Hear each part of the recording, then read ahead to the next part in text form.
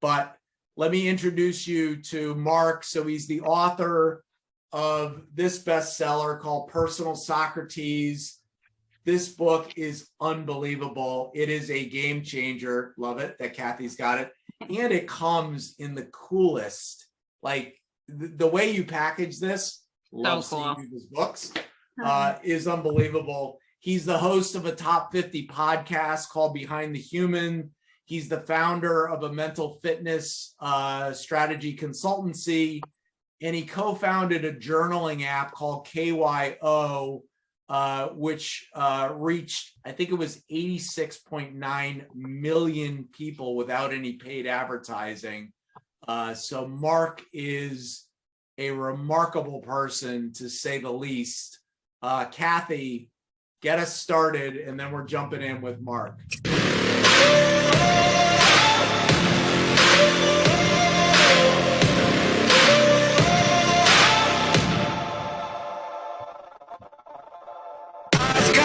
Lightning inside me, son of a god.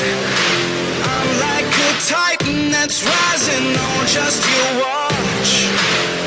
I'm stepping into fate, there is no time to waste. I've got that lightning inside me, this is how legends are made.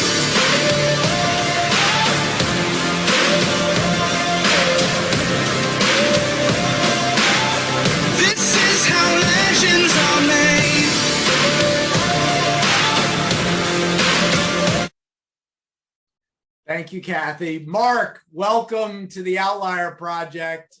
We are excited to have you. Oh, I'm ecstatic to be here. It's super awesome to actually see the humans that I've been chatting with on LinkedIn. Such an engaged group. And I just feel so honored to be a part of it. I mean, you mentioned some pretty wild names. I mean, two of which, thanks to you, I've interviewed. So Jeremy from Stanford, you're in for a treat. And of course, Laura, she is just in a class of her own. So got some great people coming up. What's so cool is everybody that I think I've introduced Marc to has come back and said, oh my God, that guy is unbelievable. And we have a common friend in Claude Silver, who's obviously on the Outlier Project board and is in Personal Socrates. And I mean, to say she loves you, Marc, would be like the understatement of the century. I'll take it. She loves incredible people. Thank you. Let's jump in. So I love what you do, mental fitness.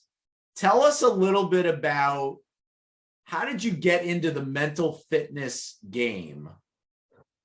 It's mental fitness. I mean, I wasn't calling it mental fitness at this time, but I'd say probably now 12, 13 years ago is when it all started for me. And I was in the corporate space. I was in sales in the pharmaceutical world, and then eventually product and brand management. And especially when I started in sales, I remember at that time they used to hire, some of you will remember this, like used to hire people in huge batches, right? Like in groups of people, then everyone would go off to the same training essentially. And I was in that mix. And I remember thinking, because especially in a sales role, I'm like, how the hell am I possibly going to stand out in a sales function if we're all being trained in the exact same way?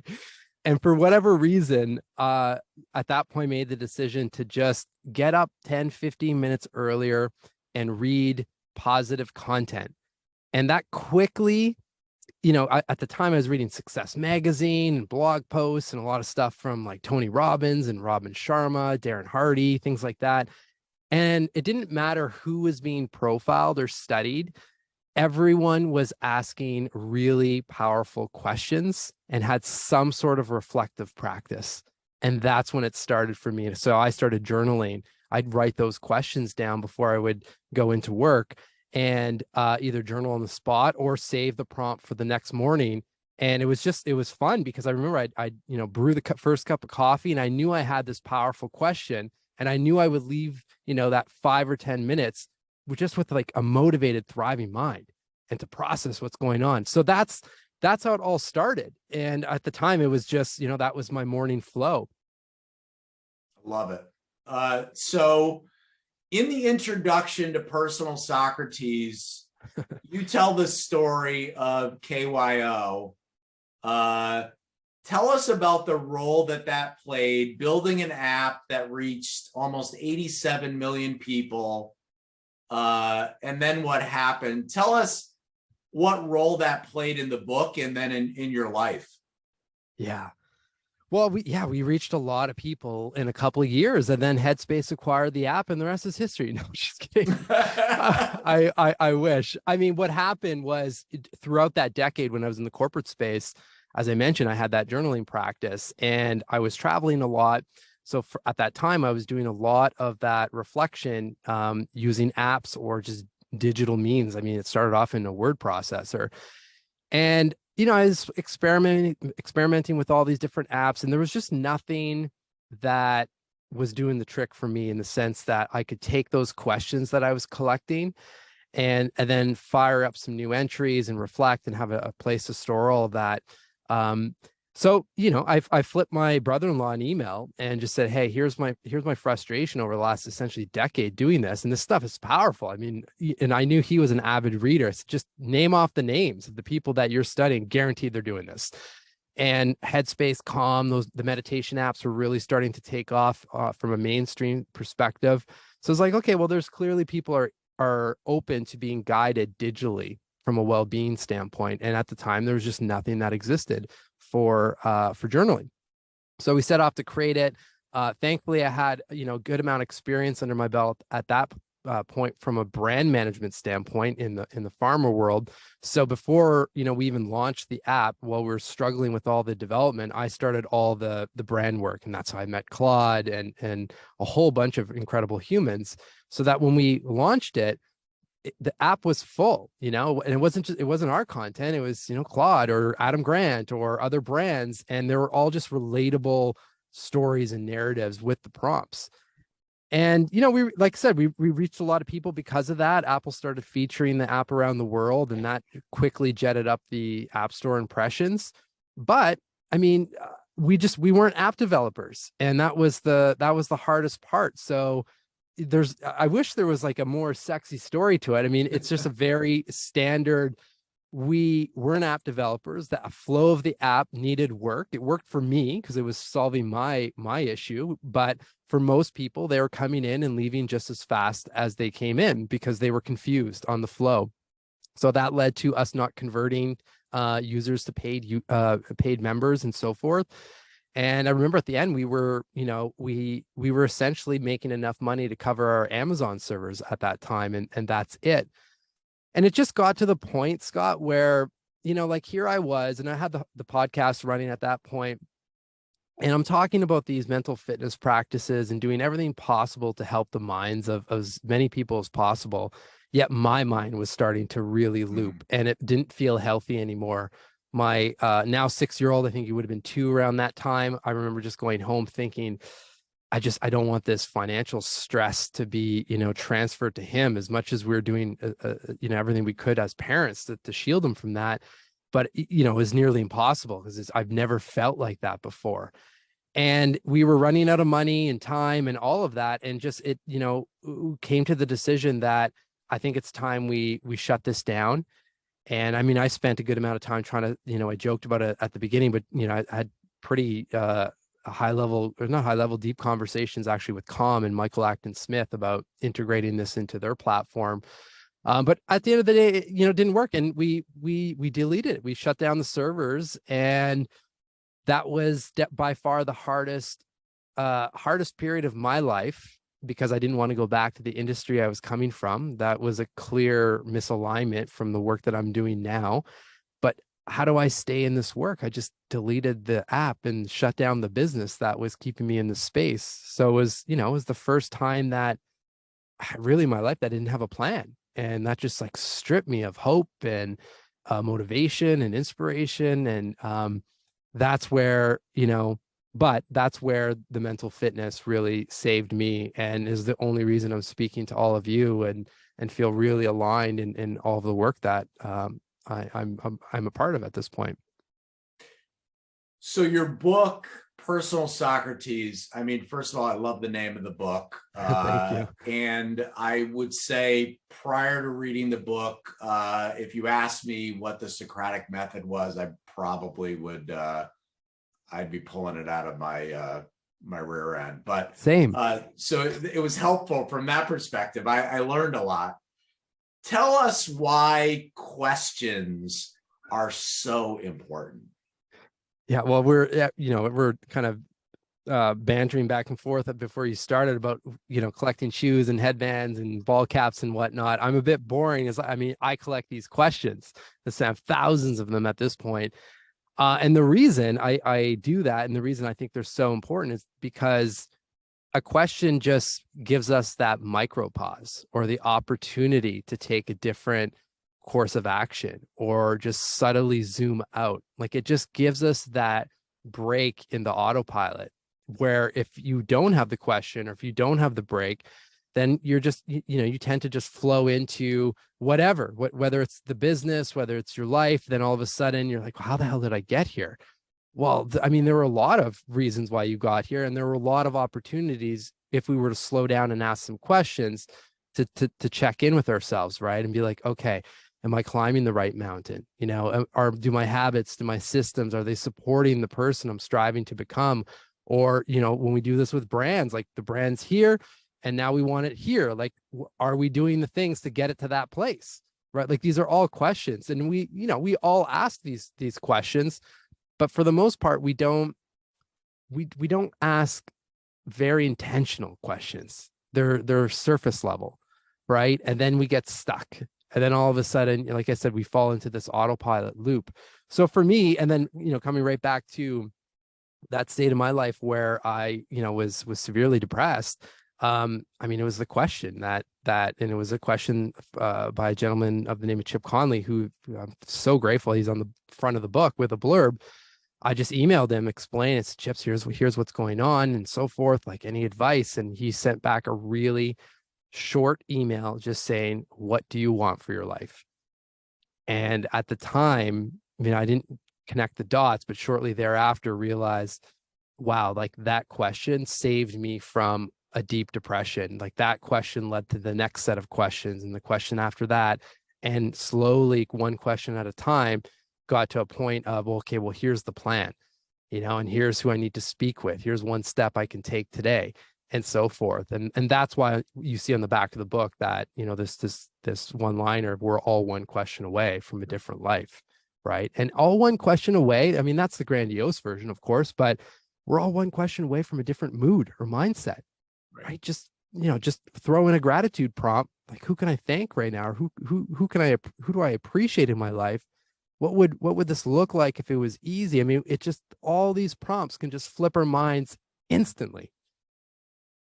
Fascinating. So for those of you who don't know, Chip Conley he's a New York Times bestselling author, but he's probably maybe best known for being one of the seminal figures behind Airbnb's success. And runs, is it called the Elder Academy or the Modern Elder Academy? Yeah. Modern Elder Academy. Yeah. But amazing guy. So such a cool story of how, an email could impact your life so much. It's incredible.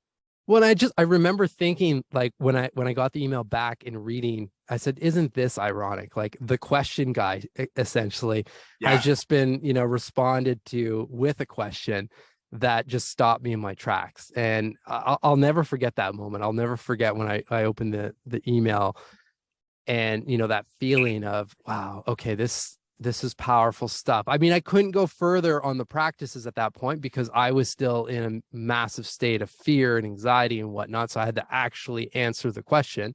But it was, afterwards coming back to that feeling that, I'm like, I have to, just because the app financially didn't work out doesn't mean there aren't other mediums to make these practices, and especially questions, more accessible and relatable to people on the other side.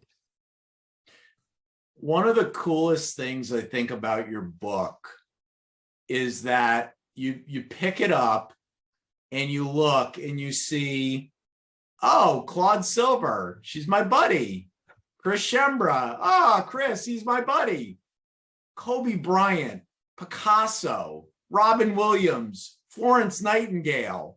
How in the world did you pick the people that you picked to be in this book, from people long gone to modern day friends of ours? It was really challenging. It was really challenging to pick the modern day friends of ours because, as you can imagine, I mean, there's a lot of exceptional humans, and many of which are within this community that I think were our mutual friends of ours. So that was really hard. So that became, how can I diversify the people, but also the kind of work that they're doing, right? Like even when I was running the app, for the most part, I mean, there are these people, but I was not interviewing yoga instructors or meditation coaches and so forth, because you would expect mental fitness from those individuals and they've made it their work. So for me, it was like, how can you bring a whole range of perspectives? Because, Claude's doing this, Chris is obviously doing this from a gratitude perspective. Kobe, Picasso, they all have their elements of how we can tap into their story and their work. And that was my job writing the chapters, is how can I look at Picasso and tie it back to mental fitness that's relatable to us? Not necessarily things that he was doing, but looking at his story that everyone knows, or I should say his work that everyone knows, and then take a slightly different angle to evaluate where we're at in our life, right? For anyone that hasn't seen the Picasso profile, for me, it was one of the most personally transformative chapters to write, because all of this stuff, I'm going through it with you as well as I was writing it. So I remember, looking at Picasso's work, and like many, I'd seen it before. I had been to one gallery, I think it was in Barcelona, where I was experiencing the work kind of in person for the first time. But it wasn't until going through the research and zooming out, seeing that, wow, like there's so many different flavors of his art, from like color profiles and all these, the different eras where he was working. And it was just following my own curiosity, like why, like what was going on there? And it turned out, in the blue phase, his best friend had committed suicide, and that's why you see a lot of his paintings, like the subjects are looking down, and the colors are somber and so forth. And then he met his wife, and all of a sudden the colors brighten up, and there's just a whole other vibe to it. Which when that presented, for me, that's where the unlock was. Well, isn't that interesting? Like, how can we look at our own lives and what color phase are we in right now? And it's not to judge which one we're in or where we came from, but again, Scott, just to, come full circle, to just take the time to ask the question, so that, hey, we can actually write the next chapter, or we can, set some intentions of the color phase that we want to be in and so forth, right? Of where we want, our life and our work to go, versus letting, society and others dictate that path. So I'm going to ask you a totally unfair question. This may be the toughest question you ever get asked. So, this is like asking you and Roxanne, who do you love more, Caleb or Jasper? Boy, yeah. This is a tough one.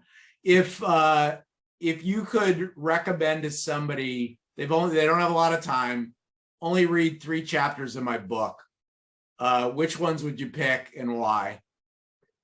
I mean, this is actually an easy question, because it links back to, because I get this question about questions as well. Like, what's the best question you can ask yourself? And the answer to that one is similar to this, is that I would actually suggest people open up the table of contents and just skim the people and the prompts and pick 3 that immediately stand out for you, because for whatever reason, either that person or the question is drawing your attention, which typically means that you'll resonate more with the person. And to go back to your previous question, like, that's why, for the people that have passed, that's why they're in there in the first place, is that because I could have definitely filled the book with modern day people that are still around, but I really wanted to make it relatable, that for those historical figures, anyone would recognize a name, so that there's an entry point. Because that's the thing with this work and the questions. Like, I'm not inventing journaling or questions. What I'm trying to do is combine those practices with stories and narratives that anyone can relate to and link to, right? Be like, I'm a sports fan. I know about Kobe. I didn't know maybe this aspect, but that's interesting. Like I can, and the questions make it relatable. We may not all be NBA superstars, but we can all relate to when the alarm goes off in our bed, and we want to stay under the covers because it's comfortable and safe in there, and we don't want to get up. Well, that's what Kobe was doing. Same flow when he was trying to get up for an additional workout. But he got up because he had a goal in mind of the NBA championship. Like this is where this stuff becomes relatable. So, I hate, it's not a cop-out, I hope, to not give you profiles, but I really do think, you'll get the most out of the book by following your own intuition. Yeah, I think you write in the book, let your fingers tell you like where to stop or something like that. Yeah. I remember reading that. Yeah. And you'll just magically kind of hit the right spot. Yeah. Because it's the same thing with questions, right? Like if I think of the question that Chip left for me, like what do you want for your life? You ask me that question now. I mean, it serves as a good check-in, but it doesn't have the same power that it did when I was, in that depression and it pulled me out. So same thing with the profiles and any of the questions, the quality factor of the chapter or the prompts has a direct relation to something that is relatable to you right now. That's when it becomes powerful. So we're all outliers. So we all believe that anybody can be ordinary, but we all have the power to choose to be extraordinary. So I'm curious, as somebody in the mental fitness game, what do mental fitness outliers, what do they do that most people don't? They dream big, and they still their mind or give their minds opportunities to do that. And that's where the questions come up, right? Because I mean, that sounds simple, but as you all know, if we don't stop ourselves to give ourselves the time to give space to our minds, I mean, just general society and productivity will take over. And it feels kind of weird, right? It's like, oh, I didn't check off as many things as I wanted to today, but I gave my mind some space to breathe and surface the idea that's always been there, but now I can see it. And they all, hands down, I mean, the formula that I uncovered studying these people, and this is before the book, even the podcast, just, when I started reading about people, let's say 15 years ago now, is super simple. It's they first get clear, and this is the structure of the book for that reason. They first get clear on who they are and who they're striving to become. And you can flip those questions right back to your business as well.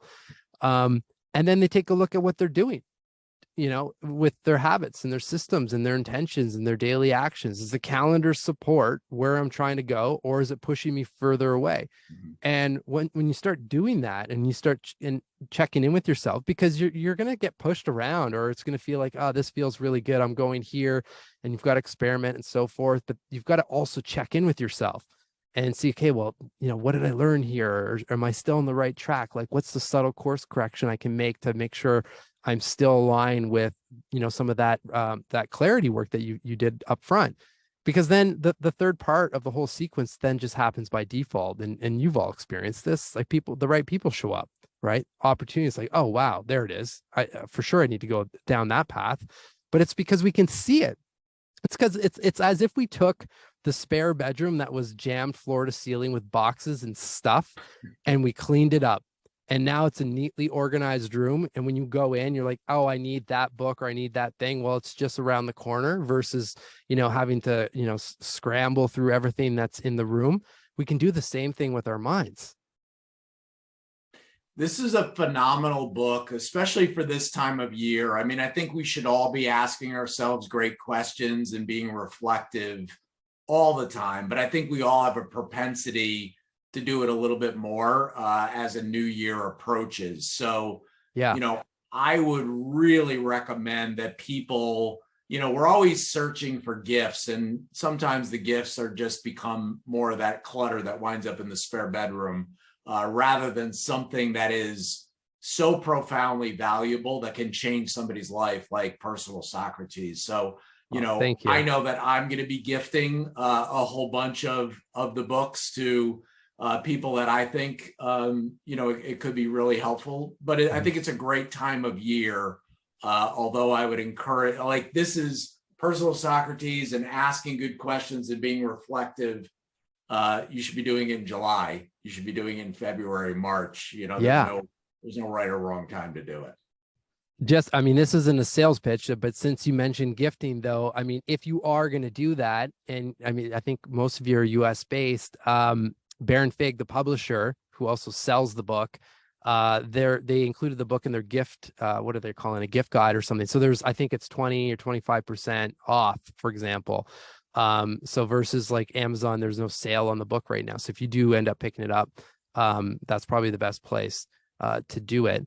And then just for everyone that has the book, the last chapter, which is my profile, is purely written for this time of year. And it's the same flow. I adjusted obviously and it evolved, but for the most part, it's the same flow that I go through at this time of year to just reflect on the year that's passed and get my mind primed and ready for 2023. It's such an unbelievable book. Is there a sequel coming out? I started working on that under the theme of, I was trying to think of like who are a group of people that have an immediate impact on any of us. And I gravitated to musicians because we all have that song, right? That can move us and shift our minds and so forth. So I started conceptualizing. I actually wrote a mock book back summary of what that book would be in a similar format to Personal Socrates. But as I spoke to people, they're like, oh, it'd be a very interesting book, but I think it'd be an even more interesting film series. So that's what I'm working on now, actually, which has fired up my curiosity. And hence that's the only reason for this virtual background. I'm trying to get my own mind in a movie kind of film studio perspective, because I've been having so many conversations with producers and directors trying to figure out this film world that is interesting, to say the least. So we'll see. There's a lot of interest. We've got a producer lined up, which is exciting. And now we're just working on putting the pitch together to bring on some production houses. So that's Incredible. The sequel. Love it. So we've got a bunch of people that have got questions for you. And I think one of the cool parts of this is the format where people get to just ask those questions directly. We're going all the way to Spain to our resident Olympic gold medalist, Joe Jacoby.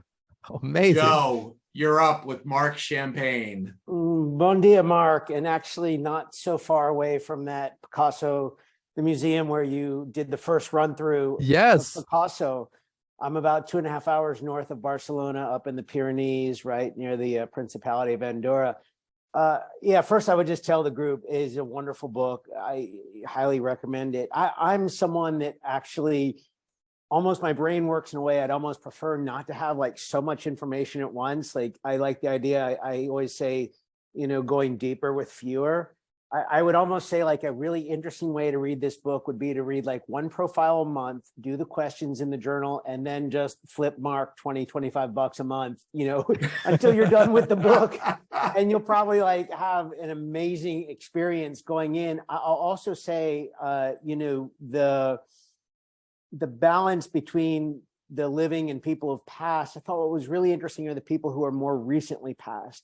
Not just Kobe Bryant, Steve Jobs, Maya Angelou. That would be my first jumping off point, a little unexpected, some things I didn't know about her in that chapter, which I'm really grateful. But my question actually circles back to you in the app, because right now I'm actually working on an article right now about people resetting systems. And I think when something isn't producing an outcome, I think often the problem seems a bit obvious. I think what is a bit more nuanced is that when we're have a process that is actually appears or implying some success or some production, and we've attached some identity to it, which, gosh, I was just looking at the numbers. I was just so bought in, in the introduction of like where you were when you killed the app.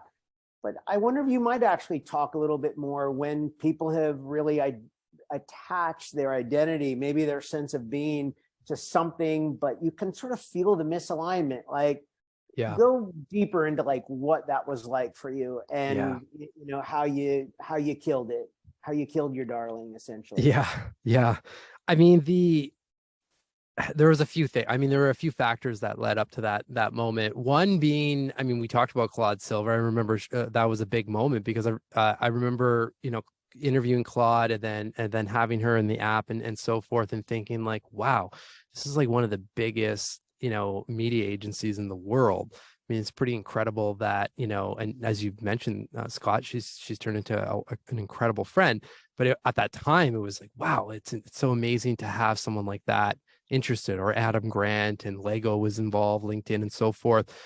And I only share that because in a way, what that was doing was masking, the underlying problems where the business model wasn't working. Like, we knew that. I mean, we obviously were following the numbers, but it almost gave a sense of, okay, there's good things happening. It's just a matter of time. And then you continually hear the stories in the entrepreneurial world, like, just keep going, keep your head going, or your head down, and keep pushing through. And, that's what makes or breaks, these kind of companies and situations.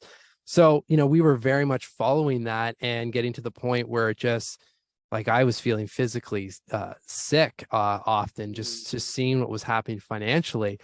And it actually was, it was the point in the journey where we were actually the most clear on the next steps that actually gave the answer to what we had to do. And what I mean by that, we had just finished our first round of legit user research, brought someone in, an expert in the space, interviewed users and so forth. We had a product roadmap all lined up, and that research came in, and it was very clear what we had to do next. And I remember thinking, I'm like, okay, this, like, we have the roadmap, but at the same time, now we're not naive to the fact that we are not going to nail this in one product iteration. And we know how much every development cycle costs.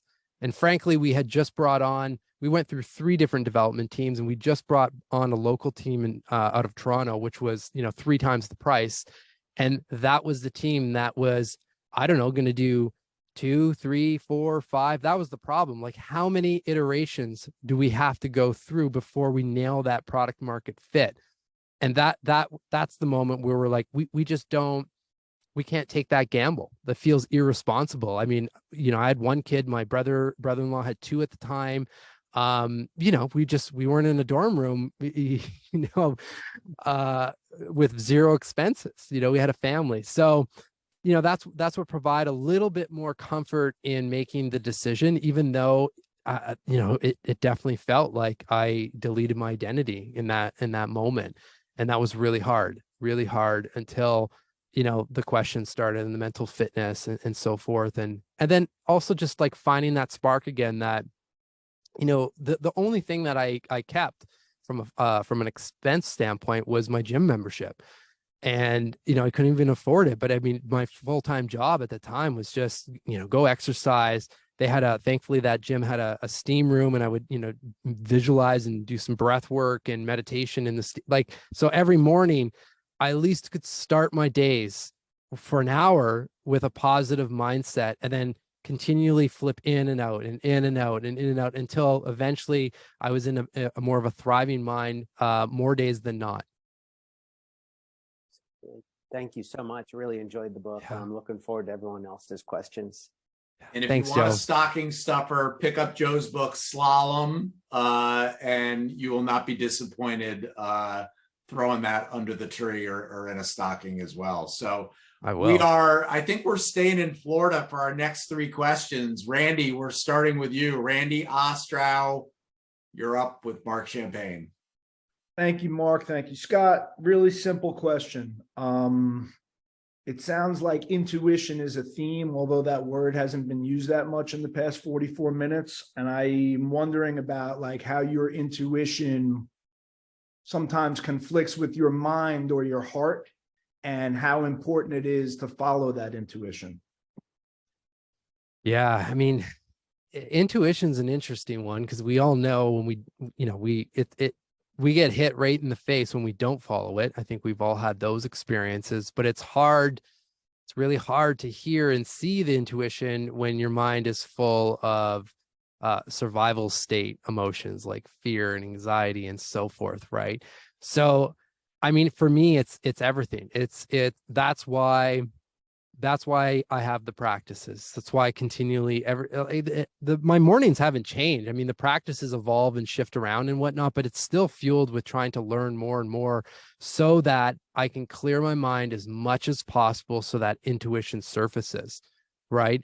Because even, as I'm looking at 2023 and the projects that are ongoing and so forth and the things that I'm excited about, I'm trying to think, like, again, like coming back to the app, am I falling for any hype?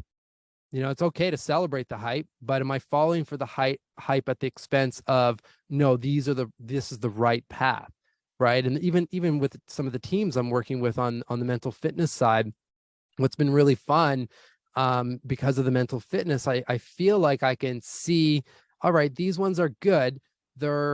But they're more of a means to an end. Whereas this handful of projects and settings and clients and so forth, like that's where I want to go all in. And it's not just, it's not a matter of just like kicking the other ones to the curb, but I'm not actively trying to recruit more of those gigs and going, putting more effort. So I think it's everything, man. I mean, this is how we've survived, right? So I think we owe it to ourselves and deserve to let that intuition out and do everything we can. And this is why I like the mental fitness concept, because we're all different. So it's just a matter of figuring out, well, what are the things, practices, or activities that put your mind in a happy state? Because when you're in a happy state and feel good, then you're typically not looping in negative thought patterns and so forth. And then surprise, surprise, ideas come up and all of a sudden you're like, oh, there it is. Like, that's where I need to go. Right. I mean, we deserve this. Like, we don't deserve to feel shitty, more days than not. I mean, that's who deserves that? No one does, right? So Thank you. true. Thank So you, Marc. true. You're welcome. My goal is to wake up in a good mood. Whatever I need to do to wake up in a good mood, that's my goal. Absolutely. Staying in Florida, Florida State, obviously not in the playoffs. So I know Kathy's very sad about that, but you never know. They're heading in the right direction. Kathy Slayton, you're up with Marc. Thanks, but we are ranked now, right? That's true. So, yeah, I know, but how sad is it that you were always ranked in the top 5 for like 10 years, for like a decade, and now you're just like happy to be ranked? It's agreed. The bar has gotten lower. But I will say, I went there when it was good, so That's true. I'm proud of that. You got to raise the bar, just know. like Deion Sanders. If you haven't seen Deion Sanders' 12-minute speech to his new Colorado Buffaloes, check that out. It's really good. Sorry, Kath, you're up. No, yeah, I love Coach Prime. So hey, hi Marc. Nice to virtually meet you. And so here's my question. And I apologize if I missed a little bit of this in some of the earlier discussion, but did you major in psychology? And if not, what was your major? Because I hear a lot of Carl Jung in there woven in the dialogue here, and I'm just curious. Yeah, no, I did not major in psychology. I majored in business and communications. And I mean, it's just really been, like I said, for, I guess, 12, 15 years, just studying the minds and the questions and noticing the patterns. So, even if I work with someone one-to-one, I mean, I'm the first to say, listen, I'm not a therapist. I don't even consider myself a coach. I'm a mental fitness strategist.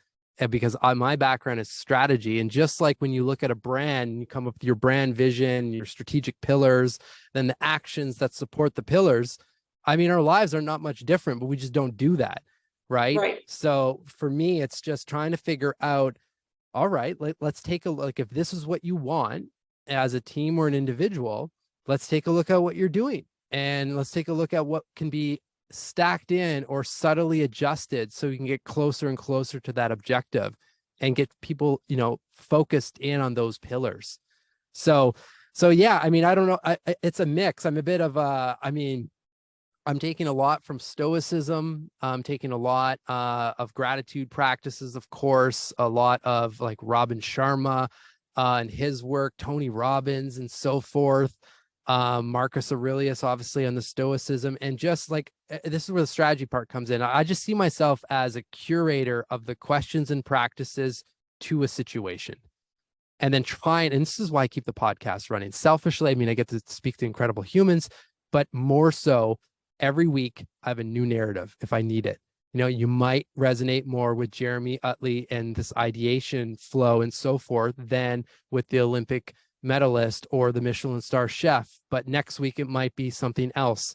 So for me, like, that's what excites me, is be able to, all right, Paula Ono is going to be the one I'm pulling in that one. And then we're going to bring in Picasso here. And then all of a sudden people are listening because they relate to it, and the practices don't change, but the questions do. And it's the narrative that opens it all up. Makes total sense. And it's an analytical approach, which is why it works, 99% of the time. Yeah. So yeah, thank you. Appreciate it. You're welcome. Newsflash, Joe probably already knows this. Spain eliminated from the World Cup by Morocco. I think it's a big upset. I don't know soccer that well, but it's not a big loss to the Catalans.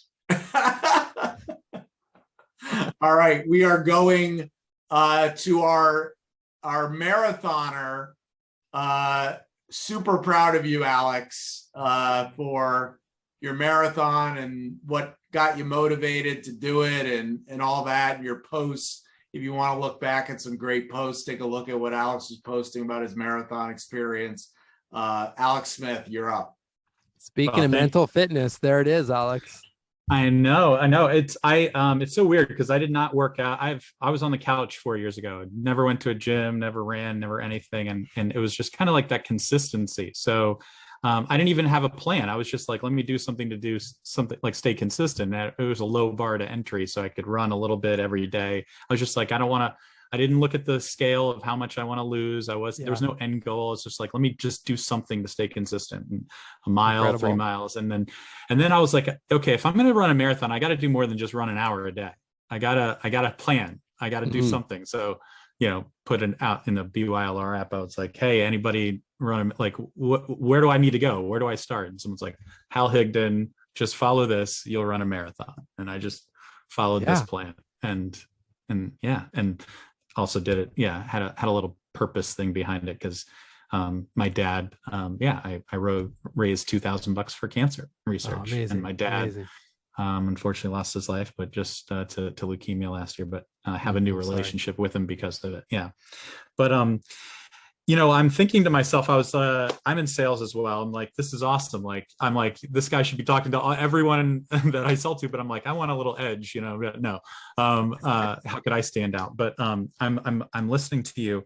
And I also do a podcast on the side. Joe's been on it. So many great people from this community are on it. And I love asking like awesome questions where I get like an unexpected answer. And I'm sure you probably do. So yeah, my question isn't about questions. It's about unexpected answers. So maybe in the last year or so, or recently, what is just an unexpected answer that someone gave to you with a question that totally threw you for a loop and was really meaningful to you? Ooh, I like that. I mean, what immediately comes to mind, and I'm trying to think who left this. I can see his face. He's a well-known public speaker. I'll have to get the name for you guys later on. But I remember in our interview, he left a question that seems so simple, but I've returned to it so many times, and it's just an immediate perspective shift. And it was, what if everything went right? And I think, like, especially when you're thinking, like, if you're working on a challenge or you're mapping out a project or whatever it is, I don't know. I mean, maybe this is just me, but for the most part, there's usually a lot of limiting thoughts that come up of like, I don't really know, I don't have enough money to put this on, or I don't have enough time, or I could do it like this and somewhat fit it in here and so forth, which, sometimes are practical or realistic thoughts. But what if we started from a place of zero rules or limitations, and at least started ideating from that level, and then broke it down to, okay, I can go here and here, and gave ourselves the luxury or the opportunity for some of the biggest ideas to actually surface. And I find, I turn to this question at the end of the day often. If I notice my mind feeling like it's flipping into an anxiety loop of some sort, like, oh, I haven't heard from that person in a while. Like, are they thrown off by the proposal or whatever it is? Like, there could be a million different examples. And instead of continuing that thought process, open up the journal, write down that question, and then just take everything that's going on right now and just list out, what if everything went right? Like this would happen, and it's just a beautiful way to, first of all, end the day, because your mind is in this like creative, imaginative state. And then you go to sleep as well. And typically, your mind continues to work on it. And next thing you know, some of those things start to come to fruition, right? Versus looping in unfactual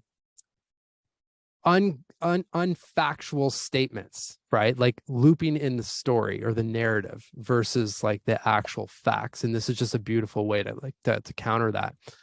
Josh is his first name. I wish I have to pull up his name. Josh Littman. Josh, he's a speaker around creativity. Yeah, so that's one that comes to mind. I'm trying to think if there's anything else that really sparked recently. That's the one that I think that's most top of mind, at least. Love it. Thank so you. what I love about the Outlier Project is the eclectic nature of our community. So, we started in Spain with an Olympic gold medalist. We're bouncing around all over the place. We're going to end by going to London. And you may have seen her on Law and Order. You may have seen her on the silver screen. The amazing Isabel. You're up with Marc. Thank you so much, Scott. What an introduction. So I have a question, which is, Marc, thank you first of all for this wonderful insight. I mean, what a wonderful, wonderful way to see the world. What a lens to see it through, and to focus so simply on the one action of questioning is just amazing. And I can't wait to read your book. Thank you. I wondered if, because you talked about musicians, which I'm inherently fascinated by, that you've gone down that track. Because I always have a song in my head. It's just what I do. And I think as a performer as well, the first thing I go to when I get a new part is the breath. Oh, yeah. And the second thing I go to is the sounds of that world that they're in, wherever they are, whatever time it is. Have you ever considered extending the documentary, the film series, to actors as well as musicians? Yes, the short answer, 100% yes. And I'm also not, because in all of those conversations with various producers and so forth, that comment has come up, and it's, whether it's musicians, actors, athletes as well, and visionaries and so forth. I mean, there's I think a whole host of seasons. For me, it just musicians, that was the group that came up first for my own mind, because at the time I remember I was driving to Toronto and listening to a song on repeat and just thinking like, wow, this is just so motivating. And it was around the same time that some pretty big musicians were canceling world tours, like Justin Bieber and Shawn Mendes, for example. And I remember thinking, like we've all heard the story from, nothing to kind of stardom and so forth. So maybe there's a bit of that told in this series, but I want to know what questions you were asking Shawn Mendes when you made the decision to cancel the tour, given the ramifications. And I can only imagine the mental pressure that put on him as well as everyone else. And then this would be the majority of the episode. What are you doing now? Like, what are your rituals? What are your practices? And this is kind of like, the idea is like a mix of a Letterman, my next guest needs no introduction, with kind of like Anthony Bourdain, Parts Unknown, like behind the scenes of this world kind of thing, right? And then again, make this stuff accessible, because not everyone might be able to relate to Shawn Mendes, but you can probably relate to the question that I imagine he's asking. Well, like, who am I trying to become at this point in that moment, right? Because there's something, right, that gave him the insight to say, no, I can't do this anymore. I have to put myself first in the situation. That's what I want to really bring to more of a mainstream audience, and again, through story and narrative, with hopefully some Canadian humor and whatnot, and just show, like, what, to your point, I know a guy like Shawn Mendes, I know he does breath work and like cold therapy and stuff, and just show some of these practices, because we don't have to go on 15-day silent retreat to tap into this stuff. Absolutely. And what this has got me thinking about, and I know we're limited for time. I could talk to you about this for hours, but you ask yourself questions when you get apart. It's all about the questions you ask. Yeah.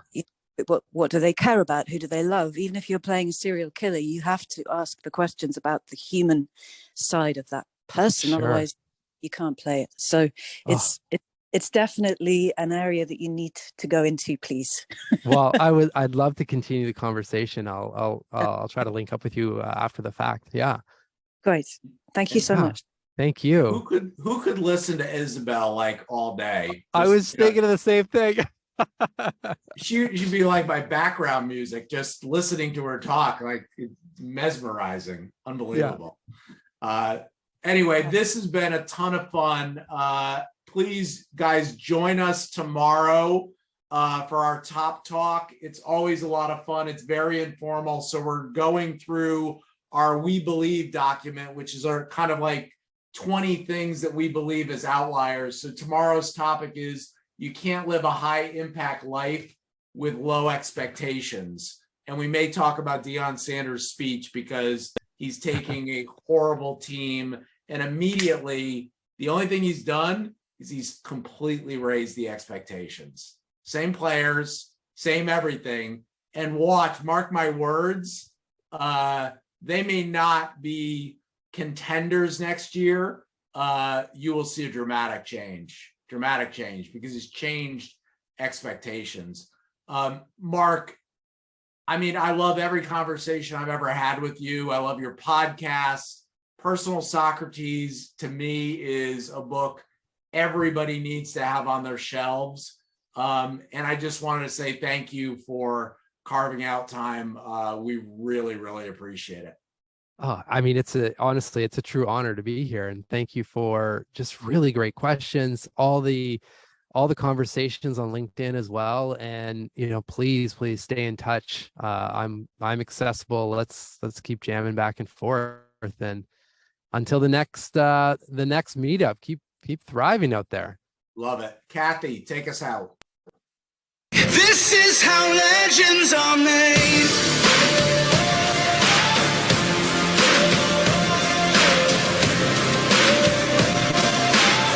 This is how legends are made.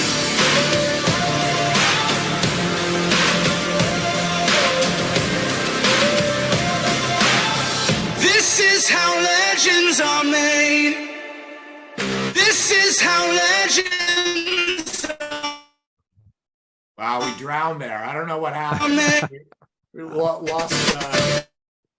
lost something there. Anyway, that was cool. Marc, thanks so much. Anybody who wants to stay on for a couple of minutes of overtime, feel free.